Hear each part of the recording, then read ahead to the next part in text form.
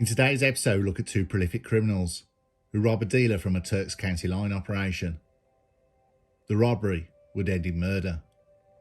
There will be a hunt for the suspects by police and by the gang themselves, with the gang knowing who they are immediately and finding one of the criminal duo the day after the murder.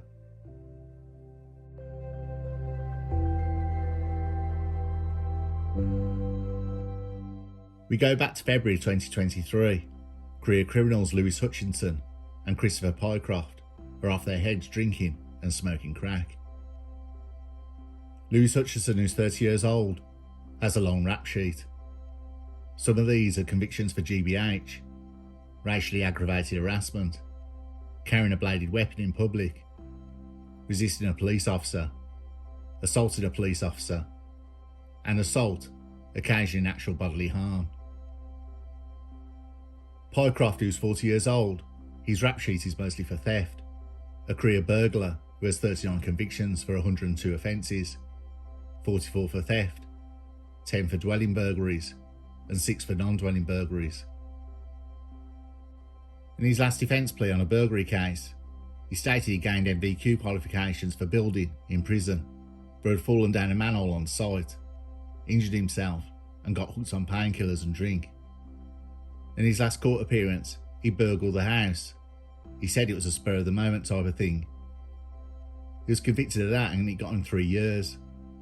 He was caught trying to escape from an upstairs window of the house, with police holding onto his legs and pulling him back in. At Pycroft's house, Lewis Hutchinson had come up with the idea of robbing a county lines dealer. With the idea there, with a bit of fine tuning between the pair, they came up with a plan.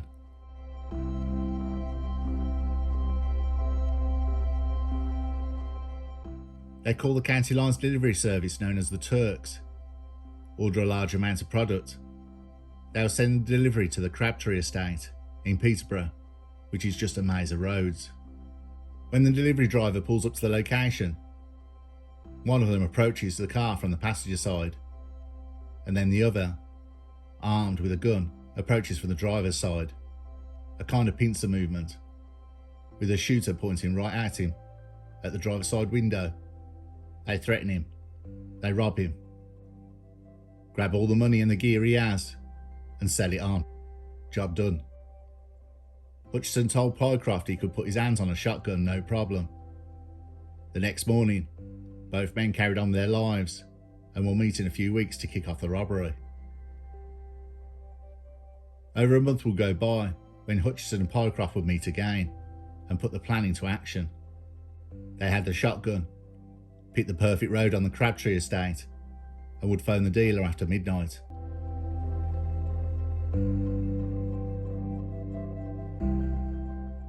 At 12 midnight, the call was made to the Turks County Line. They told the line where they'd be, and a car was sent to the address to make the deal.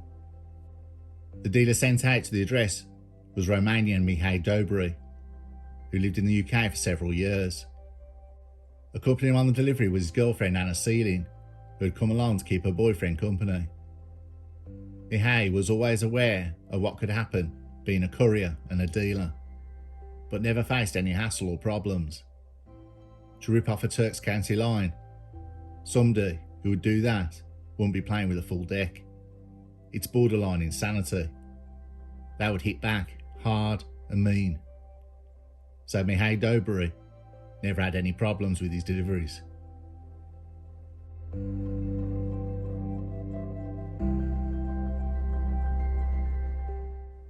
Dobry drove into the maze of roads that was the Crabtree estate.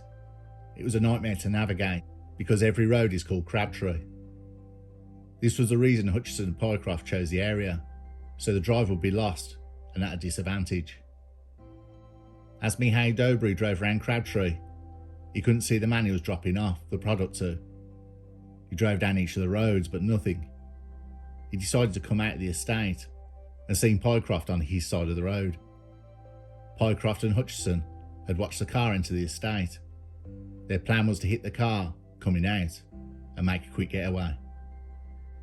As Pycroft waved at Mihai Dobry in his Toyota, he pulled over and waited under a street lamp as Pycroft walked up from behind to the car.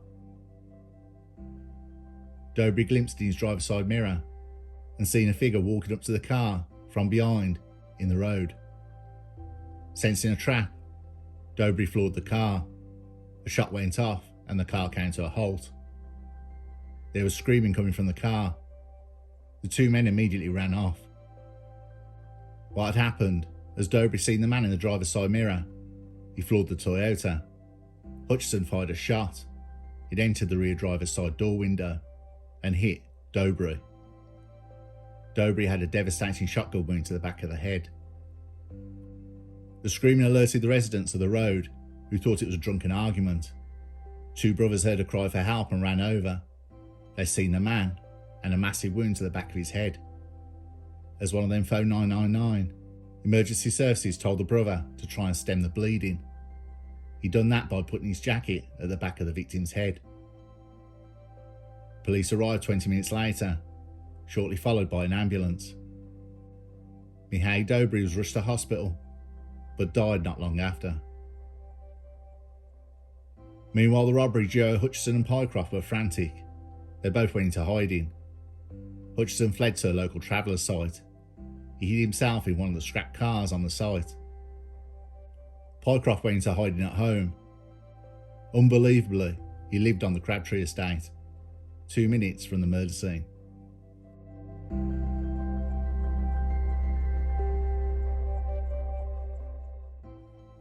Police sealed off the roads to Crabtree, and a murder investigation was launched.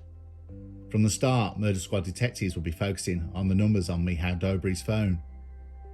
There was a description from Dobry's girlfriend of one of the men. Though he had his hoodie up, his face was fully visible.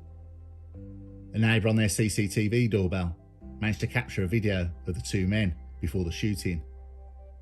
And later that day, by 1 PM, police have had a volume of calls with the same name being mentioned 3 times.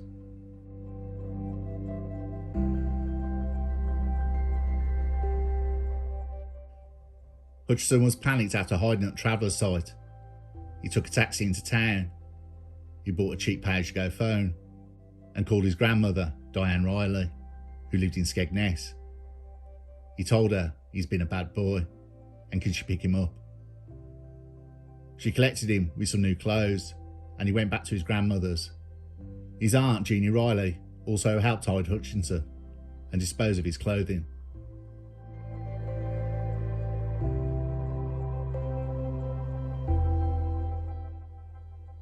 Meanwhile, with the County Lines gang, the Turks knew the phone number for the night of the murder. And with Pycroft telling a fellow addict about a robbery he had planned, the addict gave them both up to the County Lines gang for a rap. The gang agreed there was too much police presence to enact any kind of retribution. A day after the shooting, keeping his head down and going into hiding was not one of Pycroft's strongest points. Not only committing the crime where he lived, in Crabtree, he also went out to score some more product. One of the dealers from the Turks had drove past Pycroft walking down the road. The car turned round and pulled up to Pycroft. The dealer got out, ran up and attacked Pycroft with a machete. Pycroft blocked 2 blows with his arm. He then fell back over a garden wall. He managed to run off and lose his attacker, and then wandered into hospital. Pycroft said to a doctor the wound to his arm was self-inflicted. He had 2 large gashes and a fracture. His arm was put into a cast, and he was later discharged.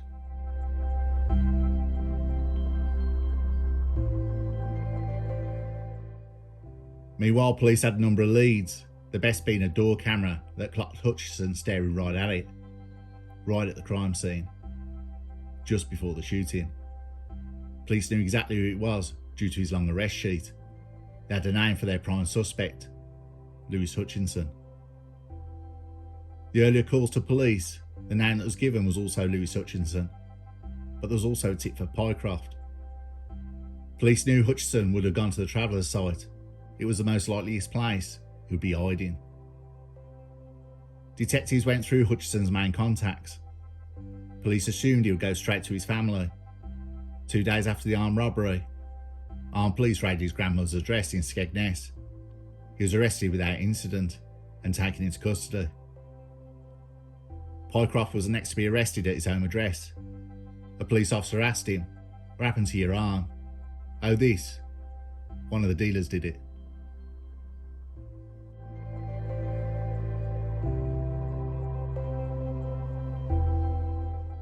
At the police station, Hutchinson replied no comment, and at the third police interview, he concocted a story, in a statement, how he went to buy some gear Pycroft had at his house in Crabtree.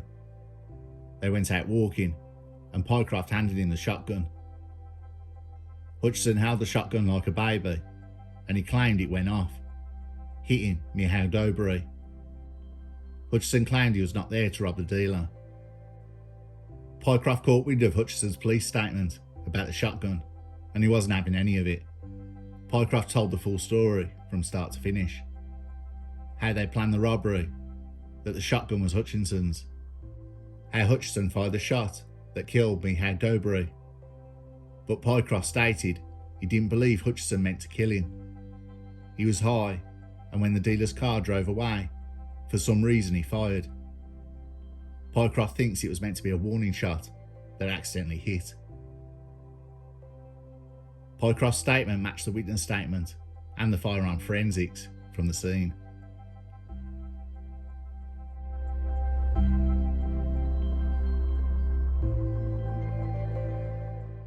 In June 2023 at Peterborough Crown Court, Lewis Hutchinson, 30 years old, was given a life sentence with a minimum jail term of 31 years in prison, after being found guilty of murder and conspiracy to rob.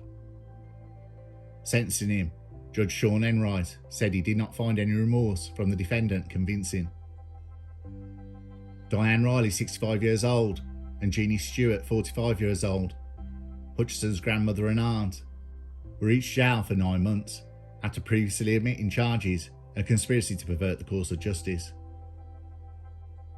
Christopher Pycroft, who was 40 years old, was jailed for 5 years and 3 months after pleading guilty to conspiracy to commit robbery. He also asked for 14 unconnected low-level offences, including thefts to fund his drug habit, which had remained unsolved. This to be taken into consideration as he was sentenced. Judge Sean Enright said, had Pycroft not pleaded guilty and given assistance to the prosecution, he would have been jailed for 14 years. He said to the court, there really wasn't a case against Lewis Hutchinson without Pycroft giving evidence. To this day, the firearm has never been recovered.